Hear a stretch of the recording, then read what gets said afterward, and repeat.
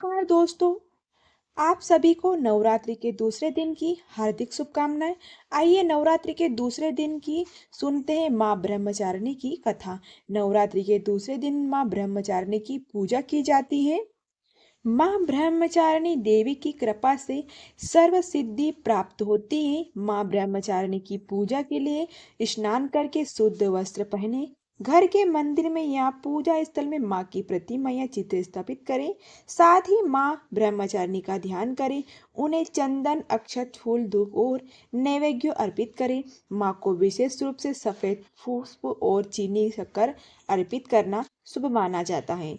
फिर माँ का मंत्र जाप करें, स्तुति करें और प्रार्थना करें। या देवी सर्वभूतेषु माँ ब्रह्मचारिणी रूपण संस्थिता नमस्तस्य नमस्तस्य नमस्तस्य नमो नमः। ब्रह्मचारिणी माता का बीज मंत्र है ओम देवी ब्रह्मचारिणी नमः। माता का शक्ति सर्व सिद्धि मंत्र है ओम श्री अंबिकाय नमः। माँ ब्रह्मचारिणी को कमल का फूल चढ़ाएं और बहुत शुभ माना जाता है। कहते हैं कि माँ ब्रह्मचारिणी को यह पुष्प अर्पित करने से ज्ञान की प्राप्ति होती है। माँ ब्रह्मचारिणी को शक्कर का भोग लगाने से भक्ति और लंबी आयु मिलती है और व्यक्ति को सभी स्वच्छ प्राप्त होती है। और यह भोग माँ की तपस्या और आत्म अनुशासन प्रतीक है जो भक्तों पवित्रता और भक्ति के लिए प्रेरित करता है। तो यह अब हम सुनेंगे माँ ब्रह्मचारिणी की दूसरी कथा। कथा इस प्रकार से है और बड़े ही ध्यान पूर्वक सुनिएगा। माता रानी आपकी मनोकामना पूर्ण करे। और आपको वीडियो अच्छा लगे कथा का तो वीडियो को लाइक कर दीजिएगा, चैनल को जरूर सब्सक्राइब कर लीजिएगा। कथा हम शुरू करते हैं। चारणी का अर्थ होता है आचरण करने वाली। इस अनुसार ब्रह्मचारी का अर्थ हुआ है तप का और आचरण करने वाली माता होती है ब्रह्मचारिणी ने भगवान शंकर को पति के रूप में प्राप्त करने के लिए घोर तपस्या करी और इस तपस्या के कारण माता को तत्पश्चात ब्रह्मचारिणी नामों से जाना जाता है। और इनका स्वरूप अत्यंत तेजमय है, भव्य है और श्वेत वस्त्र पहने, दाहिने हाथ में जप की माला ली है और बाएं हाथ में कमंडल धारण करे हुए हैं।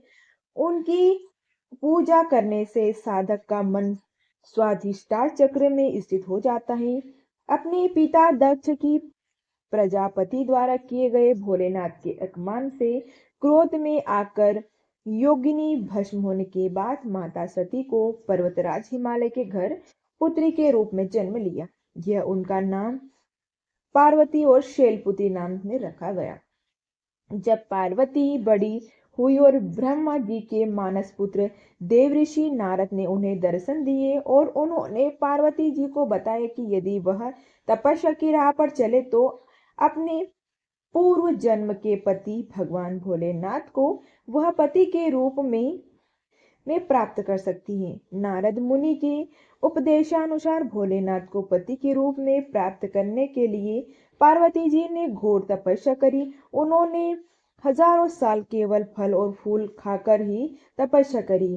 फिर 100 सालों तक केवल साग खाया। कठोर तपस्या करते हुए माता ने खुले आकाश में नीचे बारिश, धूप और ठंड के भयानक कष्ट सहे और इतने कठोर तपस्या के कारण बाता बात 300,000 साल धरती पर गिरे हुए बिलपत्रों को खाकर भोलेनाथ की पूजा अर्चना करी।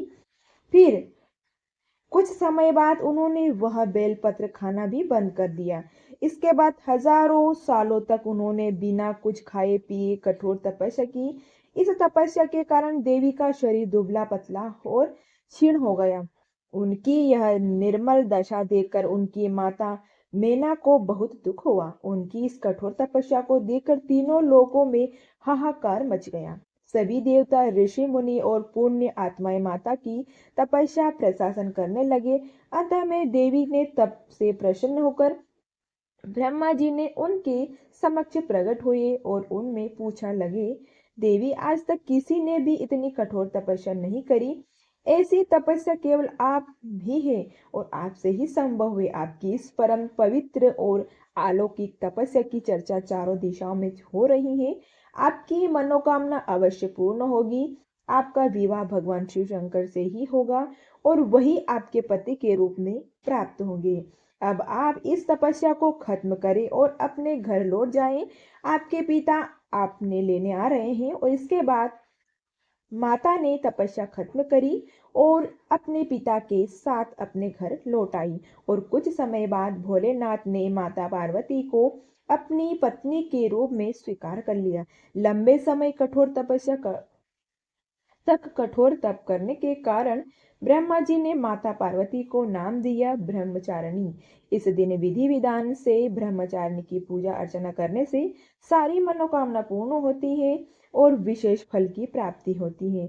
तो भक्तों, ये थी एक माँ ब्रह्मचारिणी की और शैलपुत्र की कथा। तो आपको कथा का वीडियो थोड़ा भी यूजफुल रहा हो तो वीडियो को लाइक कर दीजिएगा, चैनल को सब्सक्राइब करना ना भूलिएगा, ताकि आपको ऐसे ही भक्तिमय वीडियो मिलते रहे और आपको नवरात्रि के रिलेटेड सारे वीडियो मिलते रहे। मिलते हैं अगले नेक्स्ट वीडियो के साथ में। तब तक के लिए जय शैलपुत्री माता, जय ब्रह्मचारिणी, जय माता दी, जय श्री हरि।